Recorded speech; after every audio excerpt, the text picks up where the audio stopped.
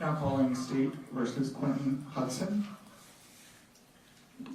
Someone needs to mute their laptop or their Zoom.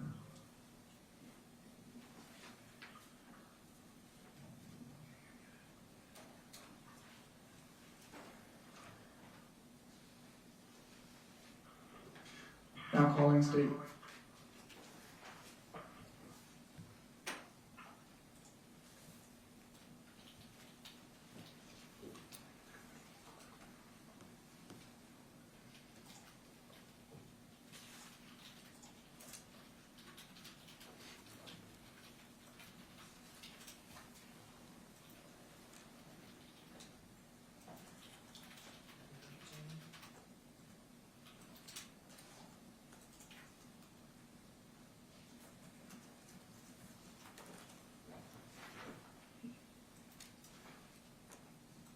Now calling State versus Quintin Hudson, case number 27CR2314518 and 27CR244097.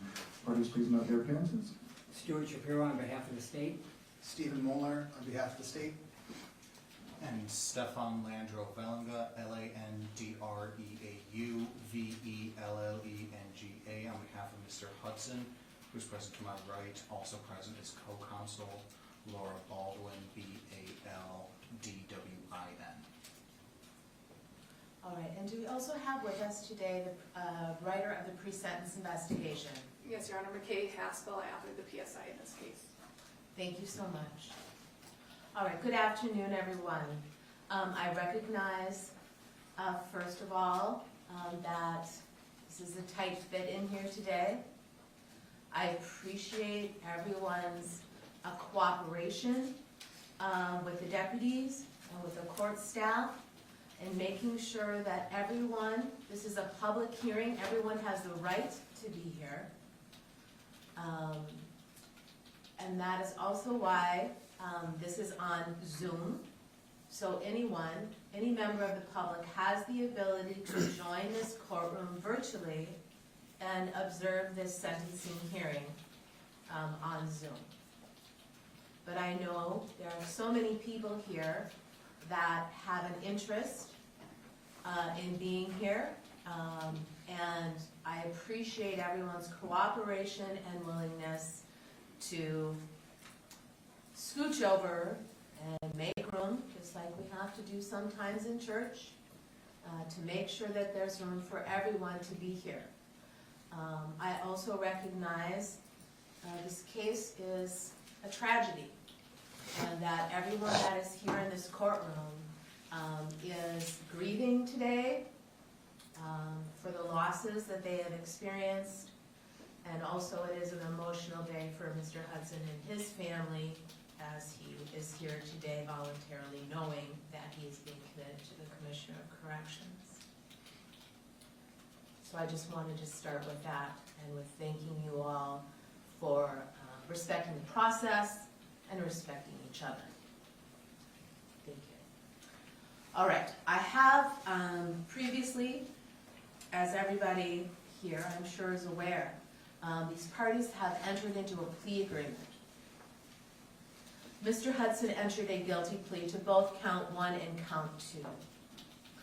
There is an agreed upon sentence that the court has indicated I will approve. It is within the Minnesota sentencing guidelines, so this does not, the court actually does not, it will not be making a decision today about a sentence because there is a plea agreement.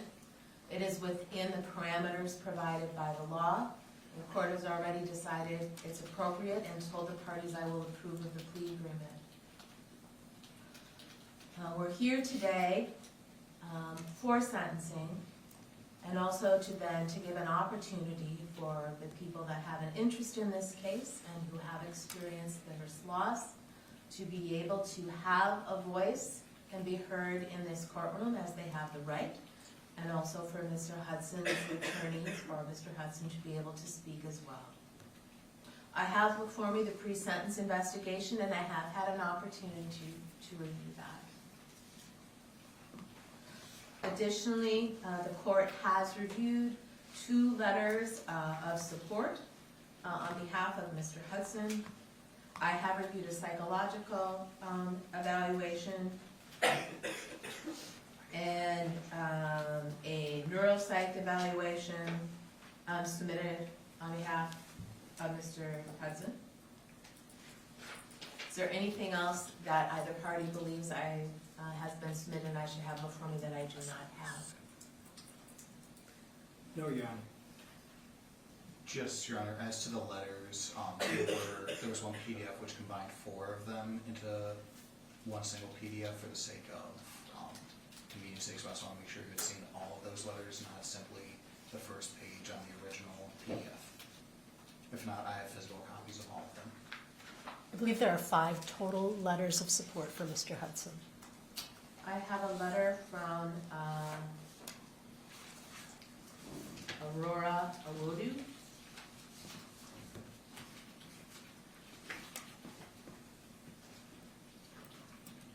Okay, yes, I do. I have a letter from Kajon White.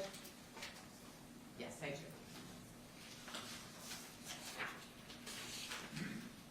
I do have 5 letters of support. I apologize.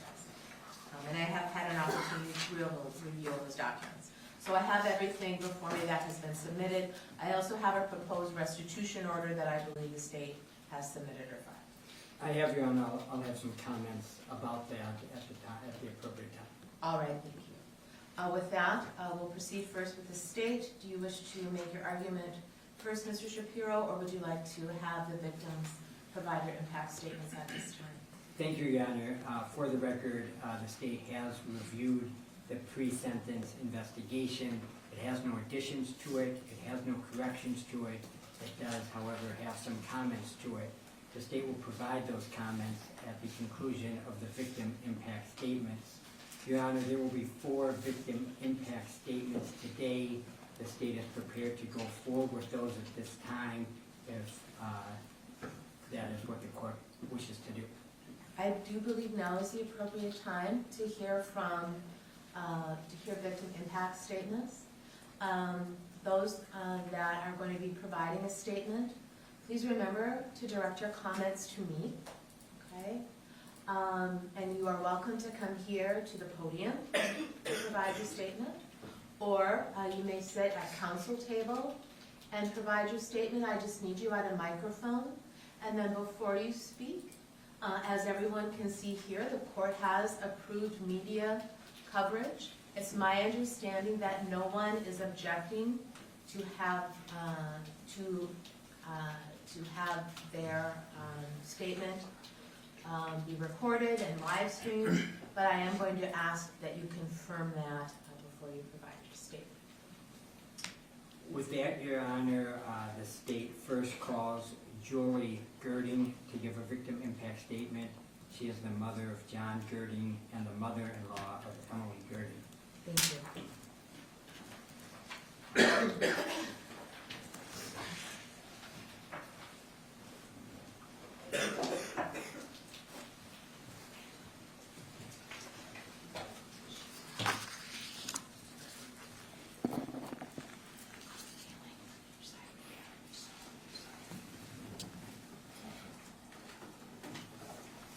Good afternoon.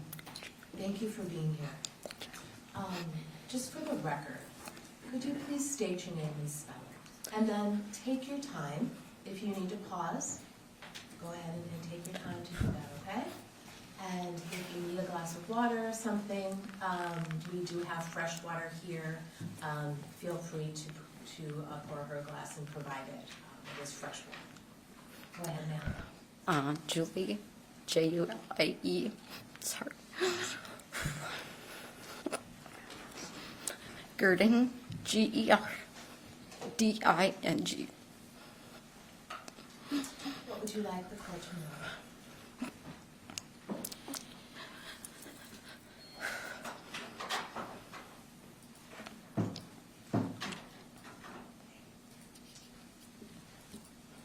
And I'm sorry, can I confirm that you understand your, Yes. and you don't object to being recorded?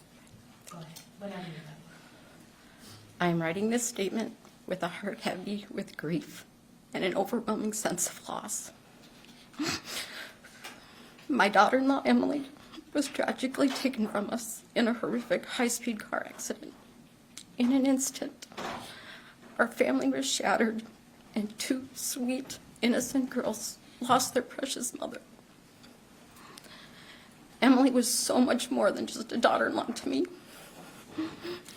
We shared a bond that allowed us to have difficult conversations and navigate our differences in a way that was real and authentic. I admired her strength, her kindness, her unwavering dedication to her family. Her laughter filled our home, and her presence is sorely missed. The pain of losing Emily is compounded by the fact that her husband, my son John, sustained severe injuries in this accident. He is enduring not only the physical toll, but also emotional trauma that comes with such a devastating loss. No one should have to experience the depth of fear, grief, and loss that John is living with every day. It has been heart-wrenching to witness this daily, and knowing that no one can take his pain from him or fix it. It's unfathomable that one person's reckless decision on that day led to such a profound suffering for so many.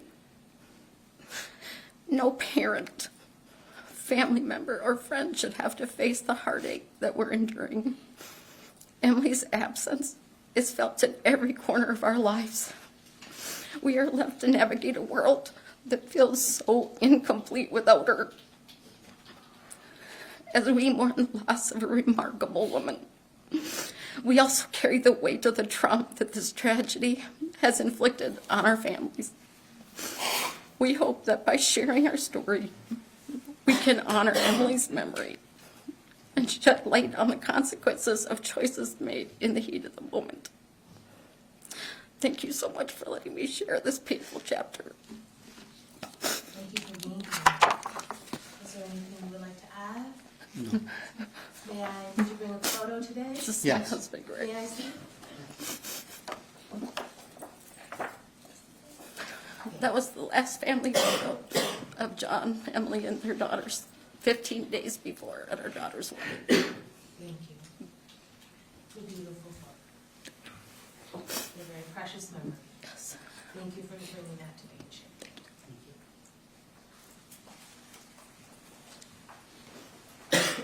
Girl?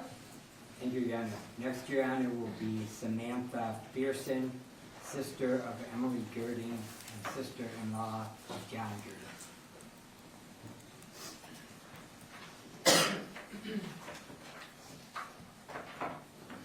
Good afternoon. Welcome. And you're okay? Being on camera? Yes. All right. Okay, take your time. All right, if you need to pause, that's fine. Okay? Will you please tell us your name, and will you please spell it so the court reporter can make it accurate? Samantha, Samantha, Pearson, Pherson. Thank you. What would you like to tell the court? Your Honor, I am here today to speak about the impact of the loss of my sister Emily Gerding on our lives. I struggled to write this because how do you properly convey the loss of someone you loved to someone that didn't know them and the impact their life meant to you and others in their world? I don't think you can, so I'm just going to be truthful. This year and a half has been horrible. What I really need is for my sister to be here so I can feel whole again. My sister was my best friend, and this loss has been incredibly hard on me. Part of me is missing, there is no doubt about it. Part of what makes me me is gone. This last year has been cold, dreary, and different. We have been having challenges this year in my household, and the one person I want to talk to more than anything in this world, the one person who always tells me everything will be all right, is gone. She always had the right words and knew what I needed to hear. But I won't hear that anymore. I'm left to navigate these situations without her, and I feel lost and alone. I feel myself from time to time grabbing my phone to call or text her. Once, when driving back from the campground with my daughter, I even said, hey, we should call your aunt and invite her. But I couldn't, and I had to hold back the tears as I drove home. The connection that my children had to their aunt is lost. She was the most amazing aunt. Both my children had a close relationship with her. She would take them back to school shopping, have adventures with them, and joke around with them. She would often refer to them as her babies. She loved them and always told them that they will now have to navigate this life without her guidance, teasing, and love. My sister has missed birthdays, anniversaries, hearing about my daughter's first year in high school, and my son's debut in his high school musical. She will miss my son's high school graduation this year. She will miss my daughter turning 16. She was their biggest cheerleader. She was the loudest person at events, cheering them on. Every time my children accomplish anything or complete a life goal, all I want to do is call her and let her know how proud I am and to hear how proud she is of them. I will never get to share these experiences with her again. My children will never get to hear her cheering them on again. I could go on telling you how much I miss my sister and how this has affected my life, but instead, I'm going to read you the impact statement my daughter Brenna wrote to give you a glimpse of what we have been going through this past year. My daughter has really needed her aunt this past year for some guidance that I as a parent could not help with because she needed to hear words from someone that was not me. She needed to hear the words from someone she trusted and loved that would not judge her but help her. Emily was more than an aunt to me. She took care of me and my brothers when we were younger. She would drive hours from the cities just to come and watch over us. She's helped me to become the person I am today, and I always felt like she was sort of a second mom to me. After her death, nothing felt real. I drifted further and further away from my parents and family. It feels like a huge part of me has died with her. Emily always brightened my day when I would see her, even if I didn't want to be happy at the moment. Her words and actions always put a smile on my face. This year I started vaping and self-harming heavily after she left. If she were alive when my parents caught me, she would have driven the hour to my house just to lecture me on how bad those things are for me. She could have helped me quit, like she was helping her dad. She never got to see me go to high school for the first time. She never got to see me sing at choir concerts. She won't be with me the day I graduate. I lost my best friend, and she would have been the one to talk me through it and lighten the mood of all the drama that was going on for me in school. I've lost my passion for everything. I have 0 friends. This past year, everything in my life has taken a turn for the worse. I started very heavily smoking weed and drinking alcohol basically every day. Something I promised my aunt, myself, and my family that I would never do in my life. I looked to the wrong people for help instead of sticking with my family. I continued to dig myself deeper and deeper into a hole of loneliness and despair. It truly feels like my entire family has completely crumbled, and I just have to sit back and watch them destroy each other and themselves. I am so scared for the future to come. I have so much love towards my cousins, and I fear I might lose the ability to see them because of stuff happening in our family due to her death. She was the only thing holding this entire family together. Emily helped guide me in life as much as my mom did, and now without her, I feel completely lost. After a year and a half, life continues to not feel real without her. I struggle to accept that she's actually gone because it kills me to think about it. My favorite memory with my aunt was when I was little. She took me and my brother to an ice skating rink. I got to ice skate for the first time. Afterwards, we went to the theater and watched The Good Dinosaur. Even after Emily had 2 kids, she still made time for me and my brother. All she wanted to do was show her family that she loved them with everything in her. Christmas will never be the same without her. Nothing is the same without her. I'll never be called a devil diva again, her nickname for me since birth. She was really the only one to ever call me that. It was our joke. This is not how Emily was meant to go out. She had a whole life ahead of her, a family, and kids of her own, a career and something she loved and saw as more than just a paycheck. I really miss my aunt, and I could really use her guidance right now. If my sister were alive, she would be here for Brenna to help guide her through this tough time. I wish I could say our family is making it through all of this, but in truth, our family is broken. Emily was a vital part of our family. She brought everyone together, made everyone feel loved. She loved them for who they were. She was special, authentic, selfless, beautiful, caring, and just so amazing. Thank you for taking the time to listen to my statement. Thank you very much for sharing the impact that the loss of Emily has had on your family, but also it sounds like you have some very wonderful memories of hers. Thank you for sharing.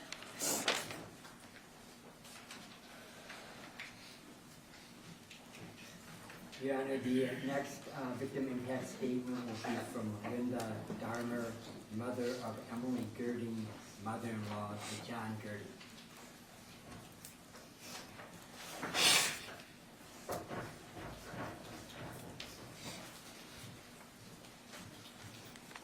Good afternoon. Afternoon. Thank you for being here. Could you also please tell us your name and then spell it for the record, and then take your time, all right, ma'am? Okay. Linda Darmer, Linda Darmer. Thank you.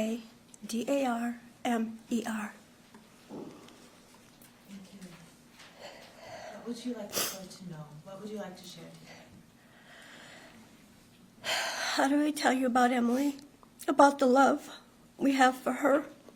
How do I tell you how this affected us?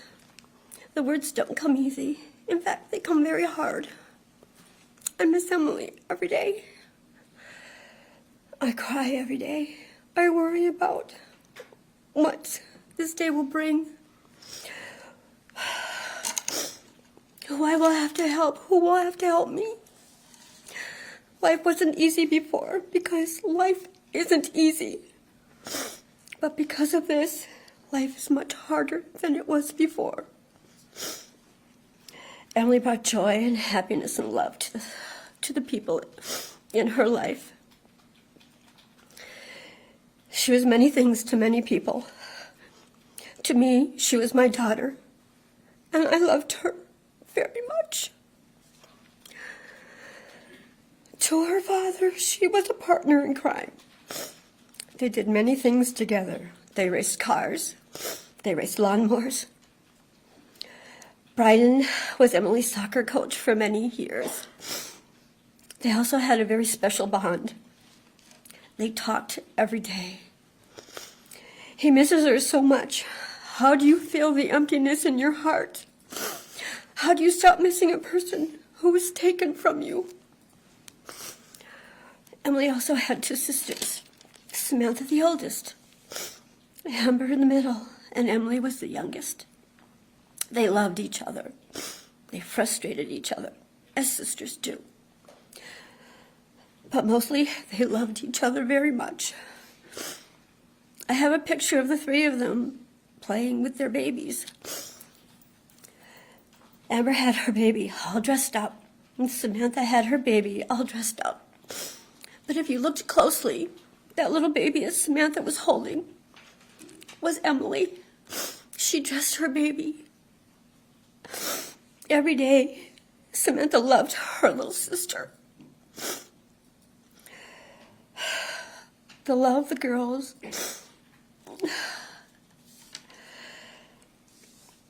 She loved the girls so very much. They did so many cute and funny things together. It was hard to choose which one, but this seemed to be the appropriate one. Her sisters will love her. Amber is her. Amber is the middle child. Amber is a special needs adult. Amber is having a hard time with Emily's death. Emily and John wanted Amber to live with them when Brian and I were too old. They talked about it many times. They went looking for a house and a room for Amber to live in. Now she asks me, who am I going to live with, Mom? Who? Amber has questions. She asks me about who she's going to live with. There was also a very special bond. Amber spent many hours with Emily and her family. Emily would take her to picnics and dances and shopping. They would go trick-or-treating with her girls. She spent many weekends with them.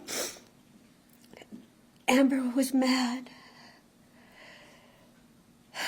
When Amber was mad, she would call John and Emily. And they would talk to her in the special words she needed to hear.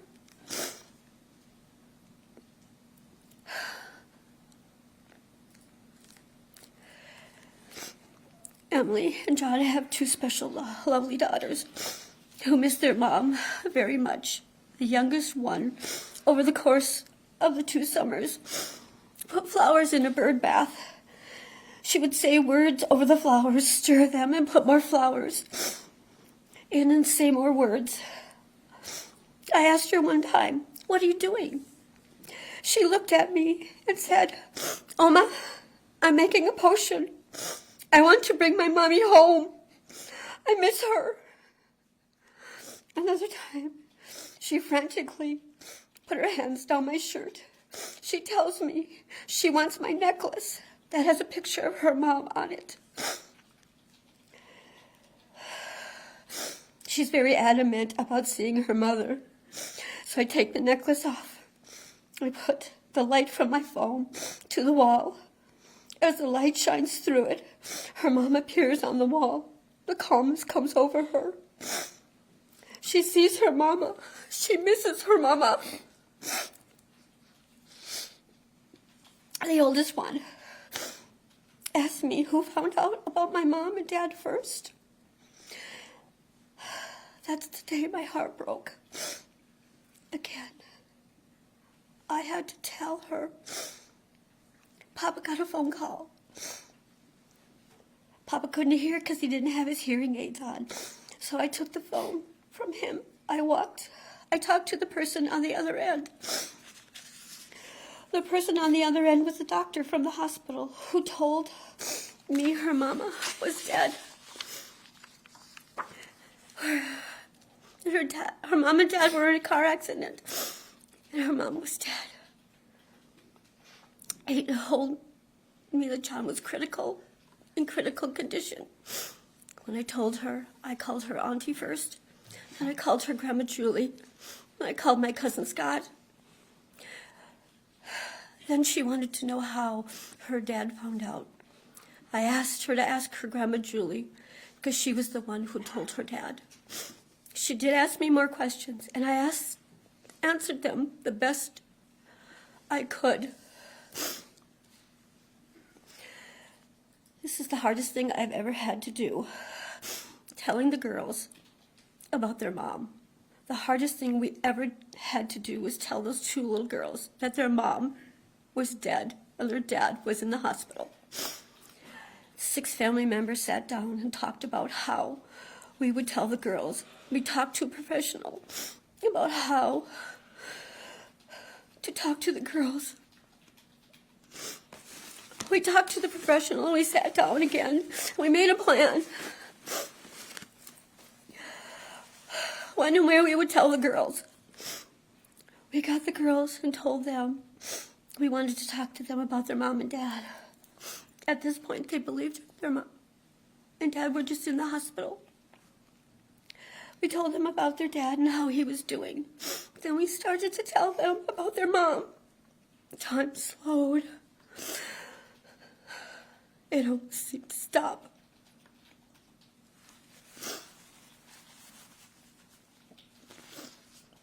No one wanted to say the words. No one wanted them to come out, the words to come out of their mouth. Your mom's dead.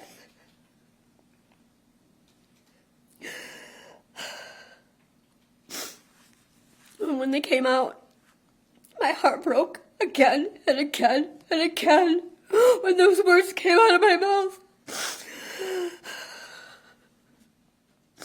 No one wants to tell your grandkids your mom is dead. Our lives changed that night, not for the good.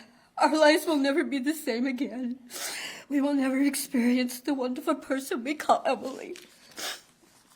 The world will miss a beautiful person and what she could have brought to this world. We love Emily, and we'll never forget her. I also have a poem.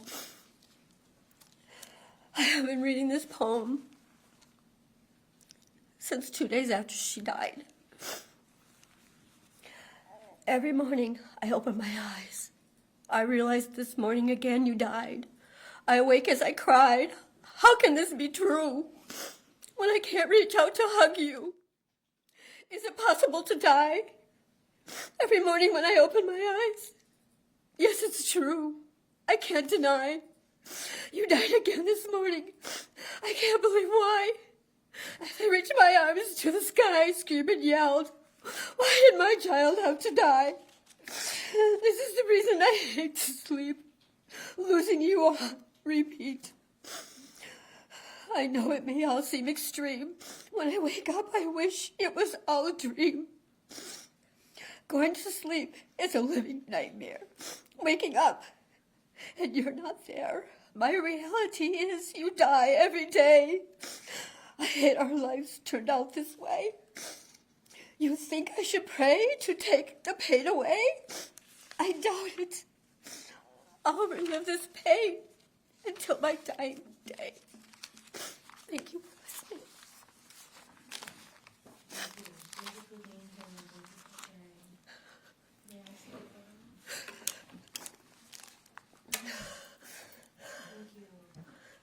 That's how Emily always was. Beautiful family. Big smile. Thank you so much for sharing. And that was a beautiful poem, and I think so many parents who have endured this tragedy of losing a child would, wow, very meaningful and comforting. Thank you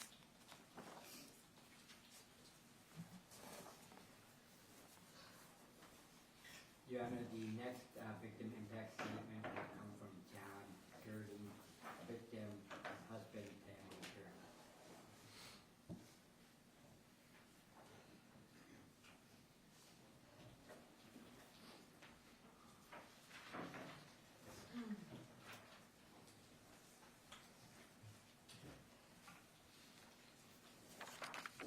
Good afternoon. Good afternoon. Thank you for being here. Would you please state your full name and then spell it for our court reporter? John Gerding, John, Gerding, Gerding. Thank you so much. Whenever you're ready, take your time. Okay. My life forever changed.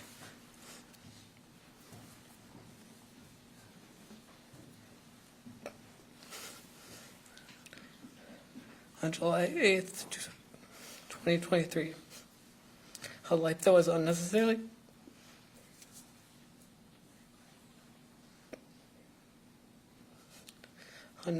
taken, and my own life that was almost taken. I was happily married to an amazingly beautiful woman.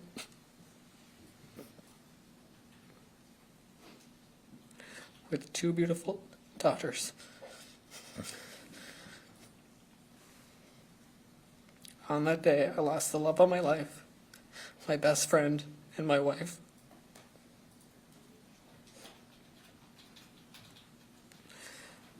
My 2 young daughters lost their mother. They are now motherless and have more questions than answers that I have to provide them. I have a 7-year-old that cries to me and tells me how much she misses mom. And a 4-year-old that will not have a single core memory of her mom and will have to live on memories of her mom that are shared with her. The life we dreamed of died that day. The Darmers, Brian and Linda, lost a daughter. Samantha and Amber lost a sister. Luke lost his bonus sister. My parents, Greg and Julie, lost their bonus daughter. Tim, Casey, Anna, Josh, Mark, Ashley, Maria, Cam, and Matthew lost their bonus sister.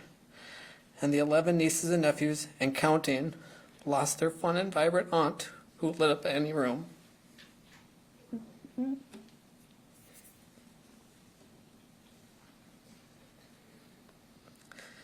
Beyond the immediate family, Emily's impact was felt by extended family, friends, students, and staff as a special education teacher. I walk those halls again of the school, and the students and staff still share wonderful stories of Emily. This year I even shared a student that Emily was his teacher, and he constantly brings her up. Additionally, with the immense loss of my love, Emily, I, myself, will have to live with the trauma of the accident. I never had the opportunity to say goodbye to my wife because I was in a coma. Well, I'm hearing from others how they had the opportunity to say goodbye. These wounds are emotional and physical in nature. The emotional wounds cause pain and heartache. The physical losses include my hearing, traumatic brain injury, lung damage, and other injuries that will cause constant pain. I will be able to manage those losses. But the emotional trauma of the loss of Emily will forever be with me. Thank you. Thank you. Thank you for being here. It is. This is a beautiful Christmas photo. And One- that's all for her. Matching jammies. Beautiful family and a wonderful memory. Thank you for sharing that. Thank you.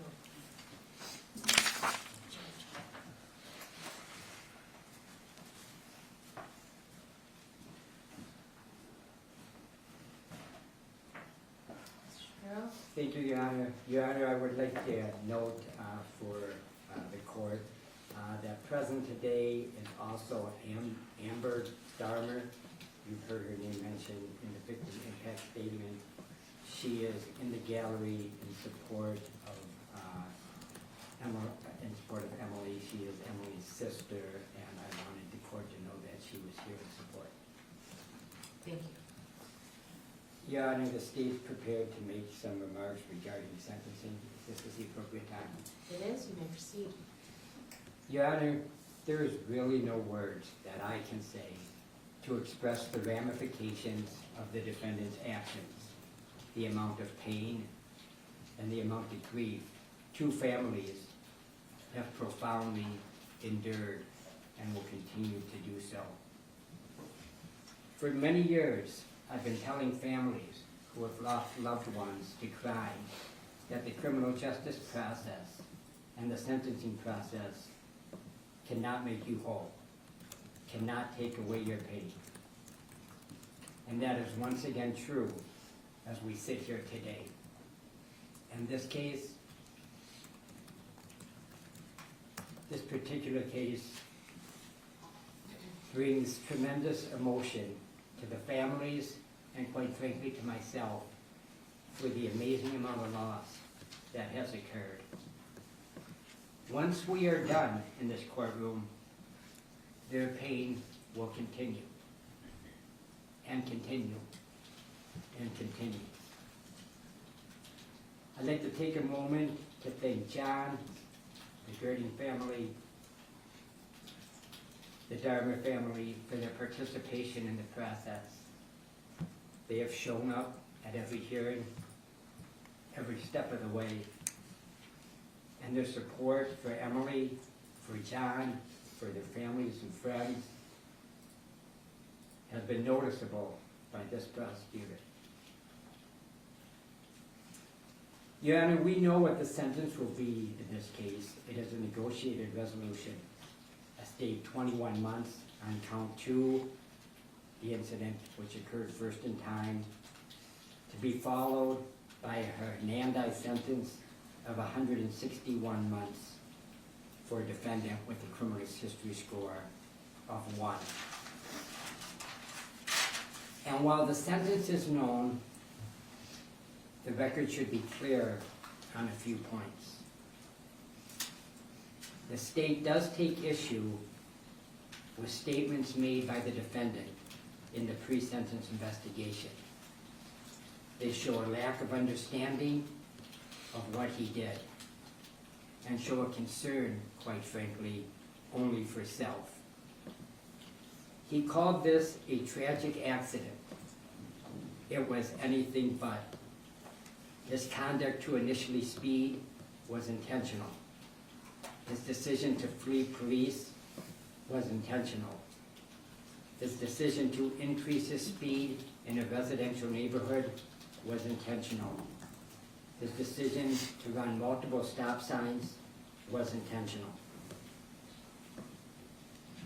He claims he has not been treated fairly by the criminal justice system because of the sentence he will receive. Yet Emily Gerding's fate is final, and John's pain will live on for long after Mr. Hudson is out of prison. The state has read the psychological evaluation that Mr. Hudson did back in 2003. He talked about this incident at that time. He told the evaluator he locked eyes with the police. He knew the police were going to pull him over. He knew he had no driver's license. He was concerned about the possession of bank cards that were not his in his car. He never mentioned he blacked out. He never mentioned a feeling of not being safe, being a black person in a neighborhood. His stories from then till now have changed to suit his purpose. And it would be a tragedy in this case if that was not called out for what it was at this particular sentencing. Your Honor, the state requests the court follow the negotiation, sentence the defendant in accordance with the terms of the plea. Order the defendant to provide a DNA sample. With regard to restitution, Your Honor, the appropriate paperwork to order restitution, the request, and an order and the confidentiality notice have been provided to the court, and that amount relates to this particular case. As the court is aware, there is a property case for which the defendant was charged with charging him with identity theft and check forgery, which will be dismissed as part of this plea agreement, being property crimes and not allowing for additional jail time. The restitution in that case has not been determined, but will be in a hopefully relatively short order. So I defer to the court as if it wishes to address restitution in its totality once it receives that paperwork, or perhaps at the state's request would order the restitution in this particular case at this time, in this sentencing, and reserve restitution in that case under court file 27CR244097 and allow 60 days for that appropriate paperwork to be provided to the court. Thank you. Thank you, Mr. Shapiro. Is there anything else on behalf of the state today? No, Your Honor. Mr. Landau-Valinda or Evan Adewale on behalf of your client? Thank you, Your Honor. First, to the PSI, we have no additions or corrections. To the personally offensive things that Mr. Shapiro just said about my client, I understand this is his position, this is his job. I do not appreciate him at this point attempting to impute any words or actions on behalf of Mr. Hudson. I do want to talk to the court and most importantly to the family of Emily and John Gerding. I know that there is nothing that could be done here in court in the world to fix the pain and suffering you have felt. No words, no time, nothing can take back what happened. And I know I speak for not only Quintin, but everyone here who is here to support him and everyone in this courtroom when I say I'm so sorry about the loss you have suffered. I do also want to speak about Quintin himself. I have been in and around this system for my entire adult life.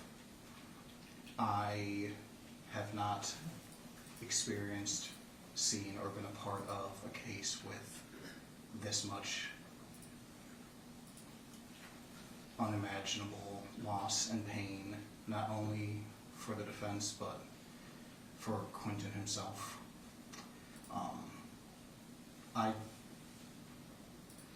To give that context for why, I would like to go into a little bit of what led Mr. Hudson to this point. Quintin never knew his father. Quintin Hudson Sr. was never involved in his life. He was raised by a single mother until the age of 6, when she met his to-be stepfather. For those next 6 years, from the age of 6 to 12, he was the victim of constant emotional and physical abuse, not only at the hands of his stepfather, but his mother as well. At the age of 8, Quintin was taken out of school by his mother and stepfather. This was distressing for him for multiple reasons. He loved school, he always has. And he was taken out of school because they were trying to hide the visible bruises and injuries he and his brother had. The next year, when he was 9, that September, he went back to school, and immediately the teachers saw his injuries and reported him to CPS. He was taken out of the home for a brief 1-week stint and was treated for the physical injuries he suffered, but also for acute anxiety, depression, and oppositional disorders that he developed being the victim of constant abuse. He was returned home, and within the next 3 months before his 10th birthday, he was in the hospital 3 more times for injuries, once more for mental health concerns raised by his teachers because he was suffering so much that they could see it visibly. One of the times he was taken out of the home, neighbors down the street heard him screaming as he thought he was going to be killed. 2 days before his 10th birthday, Quinn was taken out of the home and placed in an inpatient treatment program, not for substance use, but for emotional, physical abuse and trauma. He was sent back to his mother 10 months later, and at that point they were homeless. It was him, his mother, and his brother living on the streets for another few months until Quintin was left on the side of a bus stop with his brother with a lot of bruises and nothing else to show for their time with their mom. He was placed into the foster care system, and he spent the next few years bouncing from home to home. He forced his social workers to remove him from multiple homes because one time he was choked to the point of passing out by another foster kid. And he knew that unless he made a giant fuss and demanded it, he would not be removed from that home. Finally, when he was 12, in 2015, he and his brother found a home that was able to care for them. That was with Ms. Ruby. Unfortunately, that was not the end of what led to this. That was when Quintin's neurological symptoms started to show. He had a seizure in school and was rushed to the hospital, and there was no explanation for why. They thought maybe it was TBIs he suffered from his abuse, maybe it was a reaction to something, but it was not known. But Quintin survived. He worked incredibly hard at the thing he was always good at, which was school. he got a partially guaranteed scholarship to a private high school in the cities, and he earned the money to cover the rest of that tuition himself. That was based upon requirements that he maintain a 3.0 GPA, and he took part in a lot of sports activities there. He then, unfortunately, tore his knee and was unable to go to school, and he fell behind and below the 3.0 GPA limit and was then kicked out of school. Since then, Quintin has earned his high school diploma. He has made money how he can, and he unfortunately made a grievous mistake. There is no way around that. There is nothing that we can say on behalf of Mr. Hudson or for anyone to get away from it being a horrendous mistake that he has lived with and felt pain for every day.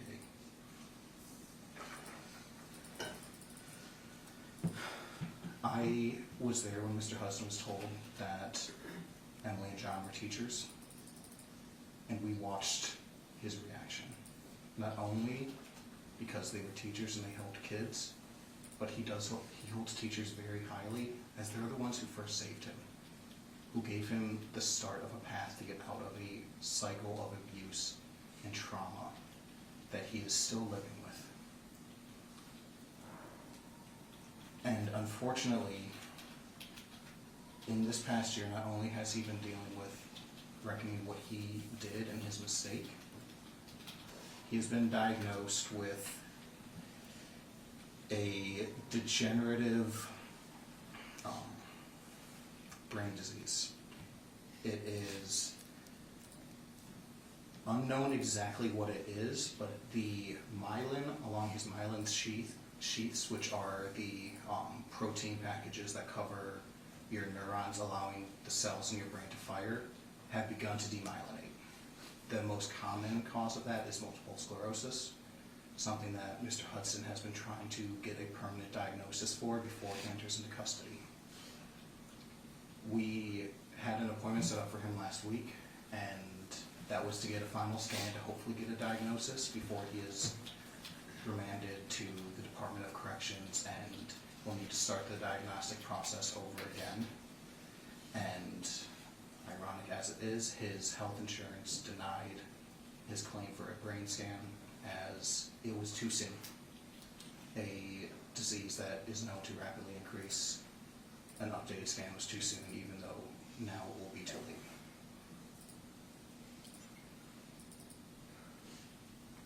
This is a horrible situation, and no one in this courtroom feels happy or positive about what has happened. I know nothing will bring anybody any sort of emotional stability here. But there is a lot more to this, as always is, than this situation. Mr. Hudson feels horrible. We have had many, many conversations. Mr. Hudson could not review all of the discovery in this case because it was too emotionally traumatic what he had caused. And while Mr. Hudson said in the PSI that he did not believe he had been treated fair, part of that is the way this process has gone. Mr. Hudson has been part of this system now for a year and a half, and every hearing he has received snide remarks. The defense's position has been questioned for why we comply with our ethical obligations, and Mr. Hudson is within his right and opinion to not believe that that is a fair process. I know Quintin Hudson. I know he feels all of the pain and remorse someone in his situation can, and we know that nothing will make this better. Thank you. Mr. Hudson, you do not have to say anything. You have the right to remain silent, but you also have the right to speak to the court directly before I sentence you. Sir, is there anything you want to say? First, I would like to say I am sorry for the death of Emily and the injury I caused John and the pain I caused the family. This was truly an accident. I promise you I didn't mean to harm anybody. I'm a young black male who was just scared in a moment, and I pray every day that the family can forgive me for this tragic accident. It really does hit me different. Like, teachers did help me out when I needed food and stuff like that when I was young, so it hurts me to the core that this woman is gone because of my mistake, and I have to carry that for the rest of my life. No matter what sentence I'm given, it's gonna be with me for the rest of my life, and I'm gonna try to come out a better man, and I'm gonna try to do right, fully right. So I'm just sorry. That's what I gotta say. And I hope one day you guys, the family, can one day forgive me. I'm really sorry. Thank you, Mr. Hudson. Well, as I think both the attorneys, Mr. Hudson, and everyone here recognizes, there's nothing I can say, no sentence I can give that can change the tragedy that happened that day, that can heal the grief of his family, to bring Emily back, and to fully heal John.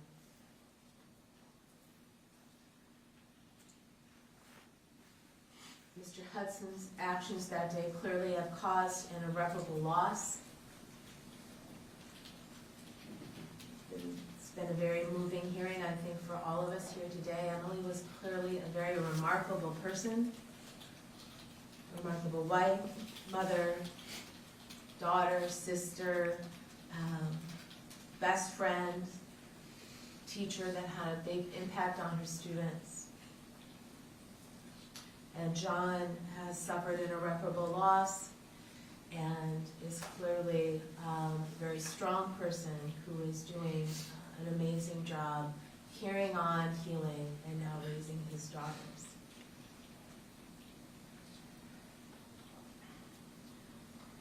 She obviously was, as your teachers say, a ray of sunshine. Mr. Hudson has accepted responsibility. He has shown remorse. He has had a very difficult childhood. And as your letters of support indicate, Mr. Hudson, you do have the potential, when you're released from custody, to contribute to society.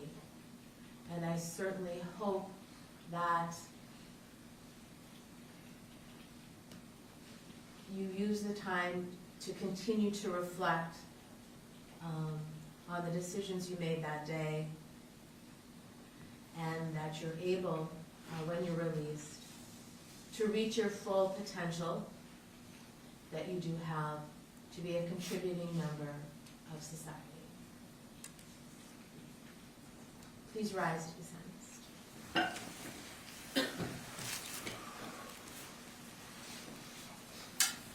Mr. Hudson, if I did not previously accept your guilty pleas to count 2, you are now convicted of fleeing a peace officer in a motor vehicle, resulting in grave bodily harm.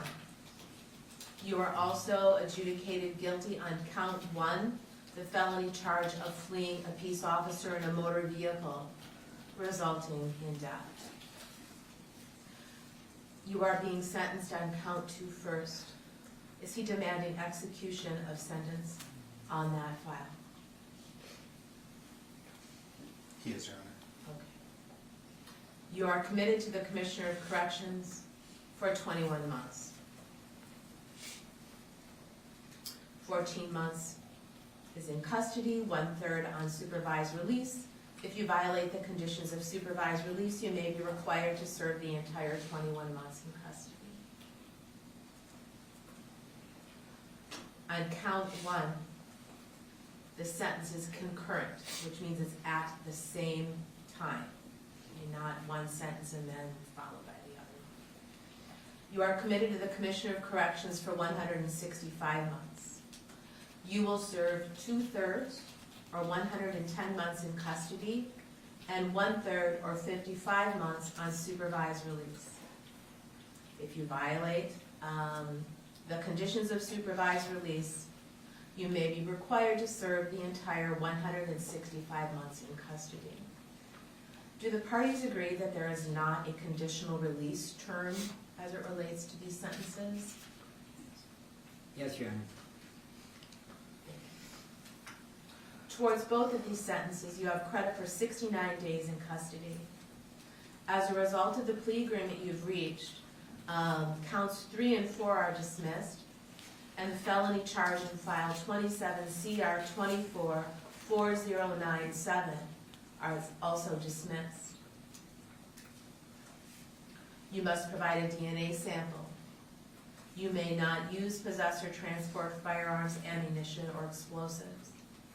Restitution to the victim with initials JTG is ordered in the amount of $13,876.98, and as part of this plea agreement, restitution is also reserved for 60 days as it relates to the loss in file 24-4097. The bond you posted is discharged. Mr. Hudson, you are remanded to the custody of the Commissioner of Corrections. I hope very much that when this sentence is complete, that you are able to live a life that contributes to society and you're able to live to your full potential.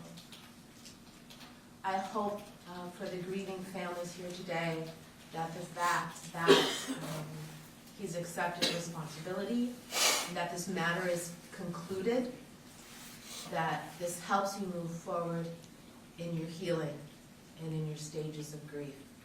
And now that the criminal matter is concluded. Deputies, please remand the Commissioner. This hearing is adjourned. Thank you, Your Honor. Thank you.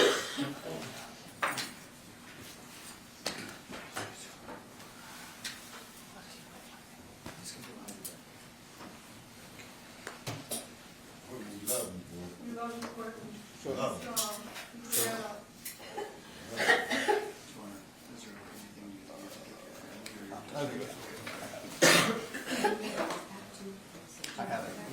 Yep.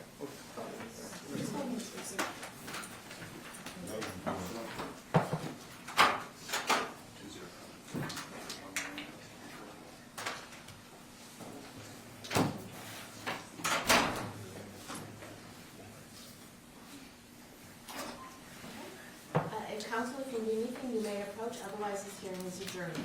Thank you. Thank you, everyone.